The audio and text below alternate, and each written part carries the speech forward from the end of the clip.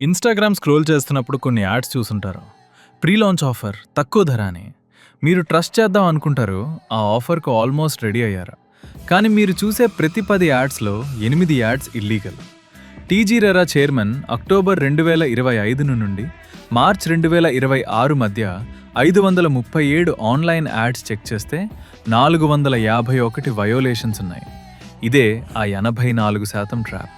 ఈ ట్రాప్లో పడితే ఏమవుతుందో సాహితీ ఇన్ఫ్రాటెక్ కేసే ఒక లెసన్. అమీన్పూర్లో సర్వాణి ఎలైట్ పేరు చెప్పి 800 కోట్లు ఫ్రాడ్ చేశారు. 2024లో ఆ కంపెనీ ఎండీ అరెస్ట్ అయ్యారు. కొంపల్లిలో జైత్రి ఇన్ఫ్రాస్ట్రక్చర్స్ దగ్గర కూడా 60 కోట్లు ఫ్రాడ్ జరిగింది.